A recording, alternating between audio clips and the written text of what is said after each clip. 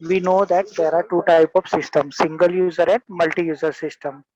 So multi-user systems are actually called servers also, because here different user can log into one single computer, the computer that is having more processing power and storage. So now why we use multi-user systems? So servers are basically giving us what facility? So here are few points. So here multi-user system are used to share resource. For example, in this picture you can see this. There is user 1, 2, 3, 4 and 5 users are there, and you can consider user one's computer as multi-user system. So for example, this is one office. Here printer, scanner, etc. are attached to one PC, this one user one's PC, and this PC acts as server. So whenever, for example, user 2, 3, 4 or 5, whoever wants to take printout, he or she send print to this computer and he can get that print. So in this way, multi-user system are used to share resource. Means it is not compulsory to provide all devices to all the users in that network, but we can attach all these resources to one single computer, and that computer will act as multi-user systems, and they will access these resources which are attached to that computer. Second one is sharing.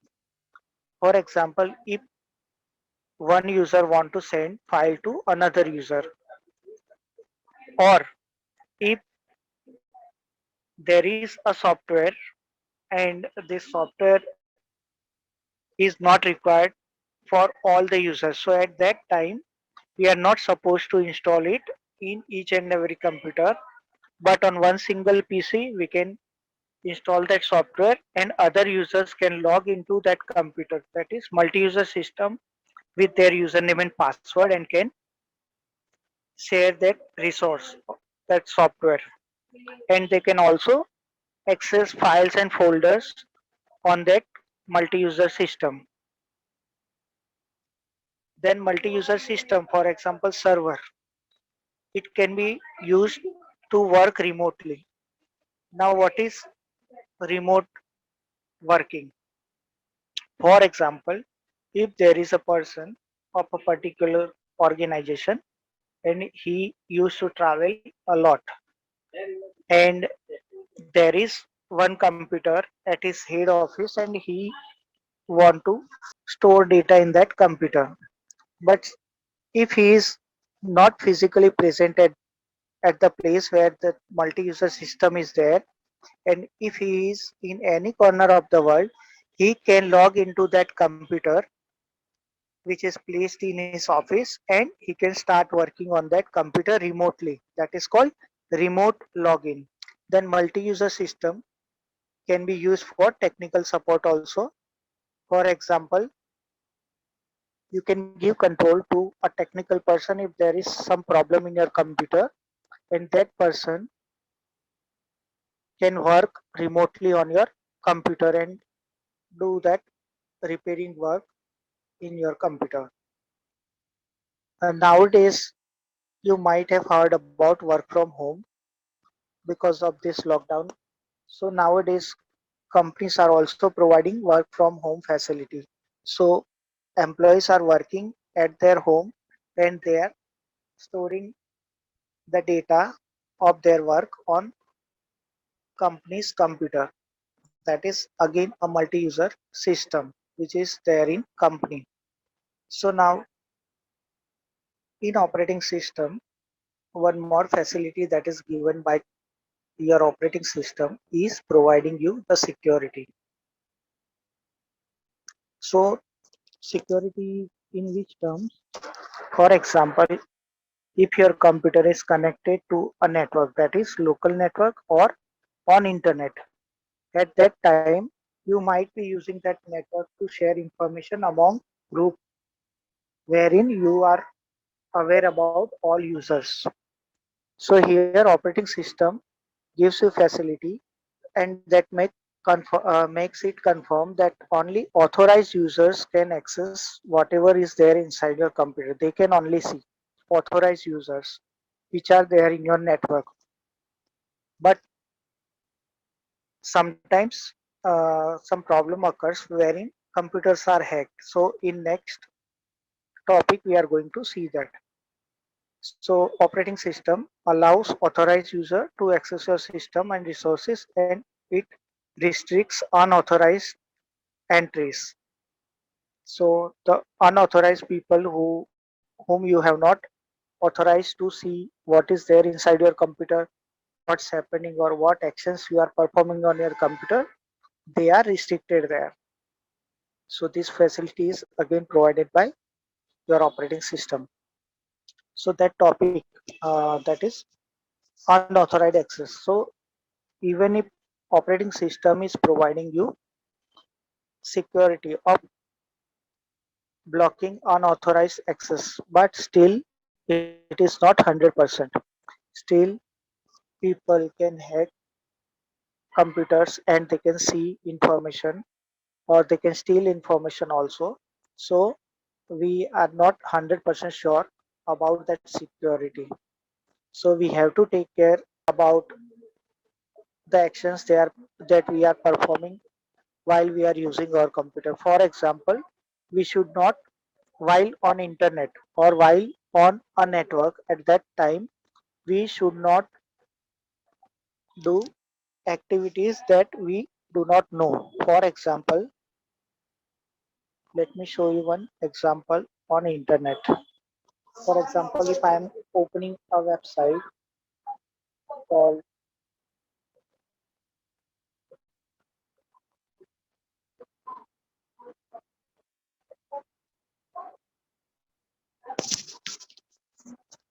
so there is one website of Survey of India. Okay, here you can see one lock. Okay, this clock is about what? Security. So whenever something is like this is called secured website. Okay, and sometimes you will not get anything here and some symbol will appear here. That means you should be careful about giving information on that website. You can see this. Okay, so here certificates. Okay, this is automatically checked and a certificate is downloaded into your computer, and that certification authority checks whether the site is genuine or not. Okay, so here you have to check this is website address. Okay, it should start with https. You can see this first word, that is https. Here https is hypertext transfer protocol and S stands for secured. So this is secured website. If you don't find this S at that time, don't give any personal information on that type of website. This type of small mistake we should avoid while working on internet or any other network. Like for example, banking transactions or logging into our social media account or any other account like Google, we should avoid while using a public network. Now, next task that operating system is performing is providing common services. So here different types of services are there, that is utilities and accessories.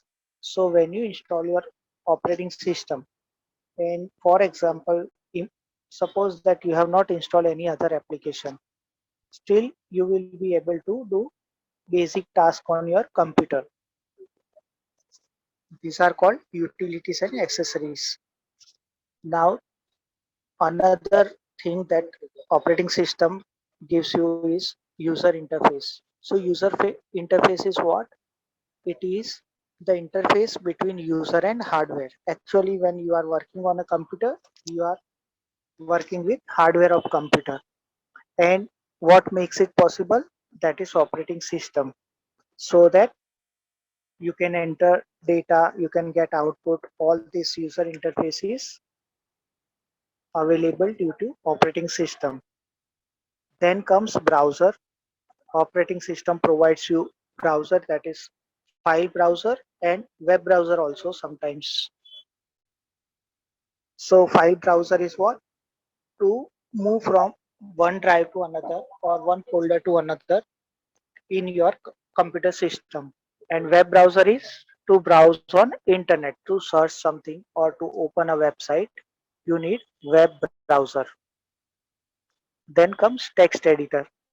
So for example, in Windows, there are text editor, inbuilt text editor, that is Notepad, WordPad, etc. Microsoft Word is also text editor or word processing software. We can use it as text editor, but it doesn't come with operating system. We have to install Microsoft Office before using that, Microsoft Word. So the text editor that comes automatically with operating system in Windows are Notepad and WordPad, wherein we can create text documents. Then the next service is calculator. We have inbuilt calculator. We don't need to install this after installing operating system. Then we also get a software to see the image or view the image or basic editing of images. Then audio and video player. For example, in Windows, there is Windows Media Player, that can be used to play an audio or video file. So audio and video player is also comes with operating system. So these are basic things that your operating system provides you. Now components of OS, that is OS stands for operating system. So components of OS are device drivers and kernel. So what is device driver? So whenever you attach a device to your computer, at that time before using that device, you need to install it in your computer. So the programs that are used to install these devices, that is for example printer, if you have attached a new printer, at that time before getting first print, you need to install it in your computer. So the software that is required is called device driver. So operating system provides you basic device drivers. For example, if you attach a pen drive, if you attach a printer that is already in market, at that time your operating system gives you inbuilt drivers. You don't need to install it. It install it automatically if it is there in the list of operating system drivers. So there are so many devices. Scanners are also part of that. Mouse, keyboard, etc. devices that can be directly used after attaching to computer, because drivers for using this kind of devices are already there in your operating system. Then comes kernel. Kernel is itself an operating system. So what this kernel is doing, kernel is responsible for, it detects new hardware. Whenever you attach a new hardware, the kernel detects it and it finds appropriate drivers for that device, and it calls those drivers or software, and the installation process starts automatically. And after that finishing of that installation process, you can use that device that you have recently attached. Then kernel is responsible for resource allocation and management. Resources of, for example, memory, and management of input output device. Like that, it is also taking care of these things. Then kernel can create or stop or control program execution. Execution means running of a program. So it can stop or control program execution. Kernel, that is, you can call it operating system also. It provides input output. IO here I have written, that is input output and memory protection. Then it can also schedule program execution. For example, in future, if some program is to be executed, that can be scheduled using kernel. For example, if I create a schedule to backup my computer, whatever data is there, if I want to take backup after every 1 week or 1 month, at that time I can schedule that. Okay, so scheduling of program execution, different programs kernel can manage. So here kernel is an operating system itself. Now the next concept is shell. So here shell is the most visible component of an operating system bundle. Okay, and it is sometimes resembles operating system, and it also provides a user interface. User interface, that is how a user can work on that computer. And how many user interfaces are there? One is CLI and second is GUI. So CLI is what? Command line interface. And GUI is what? Graphical user interface. So for example, GUI is what? When I am double clicking somewhere, for example, on this PC, I have double clicked here. So something happened. That means this folder opens up. And if I right click here, another action is performed. That is open, then manage or delete or to see properties like that. So here I am working with graphics. Whatever I want to do, I can do using graphics and this mouse. So for example, if I want to move it to some new place, I am clicking and dragging. So whatever we are doing here is called graphical user interface. Okay, this is graphical user interface. There is another interface. For example, let's create one folder here on desktop. Right click here, go to new and folder. So I am giving it name 1. Okay, now we have created one folder with name 1 on desktop. Now CLI is what? Command line interface. So whatever we want to do here, we are supposed to do it using commands only. Okay, for example, in Windows, if I show you one example, we are supposed to write CMD, that is command, and click on open, and you will get one screen like this. So whatever you were doing using that single click, double click, and right click, that you can do here using commands. So here you can see that there are no graphics, only text is there. So whatever we want to do, we are supposed to write with commands.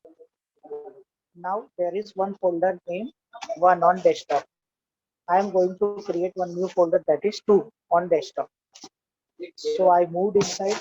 Right now, when I opened this, I was in C drive, users folder, and DR folder. And now in DR folder, that is my username of this computer. Inside that there are multiple folders, and I have selected desktop folder. So how I went inside desktop folder? Using this command cd desktop. So cd stands for change a directory. Directory is folder here. And here now I am creating one folder. For example, 2. Okay, press enter. Now you can see here a folder with name 2 is created here. Okay, so this is command line mode, command line interface. So here command that I have used is md, that is make directory. Okay, so we can do most of the tasks that we can do with graphical user interface in this command line interface. So this is command prompt or command line interface. It was an example of what is CLI and GUI. Now CLI expects only a low cost, low power text based terminal. Okay, this is called terminal. That black screen that we have seen just now, that is terminal. It works by repeatedly accepting textual commands from the user and executing them. So it is speedier than the GUI because as soon as you press enter, that command gets executed. Okay, so it is faster than GUI. But here only people with sound knowledge of computer can use this type of operating system. So GUI is more user friendly and it is more popular, and people are doing work using GUI.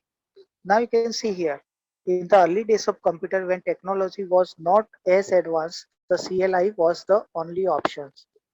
So when computers about more than 20 years back, when operating system was not there in GUI mode, graphical user interface mode, at that time people used to do work on computer using this command line only. Okay, at that time computer were able to show only black and white colors and in only textual form. Graphics were not supported as well as other colors other than black and white were not supported. At that time, CLI was the only option and people used to work in that mode. And later on, this graphical user interface was developed and it get advanced throughout the years. So this is all about that we have discussed. There are pictures, the graphics that we use to act or to work with in GUI. So in graphics mode, you can have only one element on screen. See here right now, this window, this PDF file window is occupying full size of windows. And now if I resize it to some extent, other part of window is visible which was behind this window. Okay. So same way we can resize any element which is there and we can work simultaneously in different applications. For example, this is PDF file, then I can go back to this browser, then again I can go back to PowerPoint like this, whatever are open. But in command line, I can work in single directory. I can work in single directory or single folder at a time. Okay, so only one task I can do. This is single user, single tasking system. And here single user multitasking is there in GUI.